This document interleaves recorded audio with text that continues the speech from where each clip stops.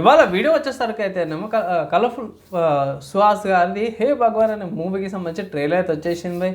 So ఇది comedy అనమాట. So Suhas గారిది క్యారెక్టర్ అయితే బాగా అనిపించింది, కొంచెం కామెడీ కలగా కూడా కనిపించింది.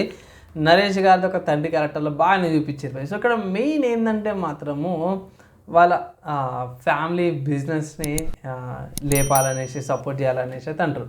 ఆ బిజినెస్ ఏందనేసి అయితే మాత్రం ఒకనొక సీన్లో అయితే మెన్షన్ చేస్తారు. పేకాట బిజినెస్ అనేసి అయితే అన్నారు. మన అమృతంలో ఉన్న హర్ష గారు ఉన్నారు కదా, హర్షవర్ధన్ గారు, అతనిది కూడా కొంచెం కీ రోల్ అయితే ప్లే చేస్తున్నట్టు అయితే కనిపిస్తుంది.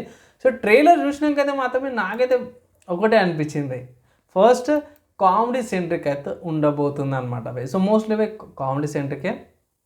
అండ్ ఇక్కడ పేకాట కాడ ఒకటి చూపిస్తే ఒక సీను ఒక పొలిటీషియన్ లాగా అయితే కనిపిస్తుంది మన హర్ష గారు.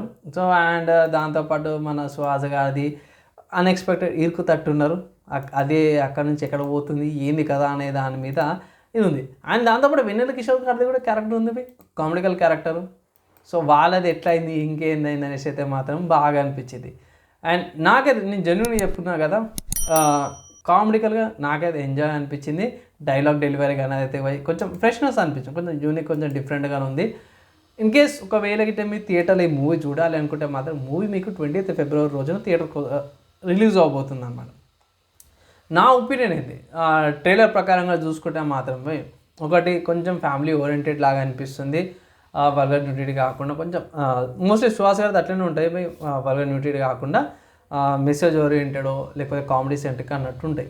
బాగుంది బై. అండ్ 20th February రోజున వస్తుంది. పబ్లిక్ టాక్ కుదిరితే ఇన్ కేస్ చెప్పలేము, ఎందుకంటే ఈ మధ్యకాలం నాకు వర్క్స్ ఎక్కువైపోతున్నాయి కాబట్టి కుదిరితే పబ్లిక్ టాక్ అయితే తీసుకొస్తాను.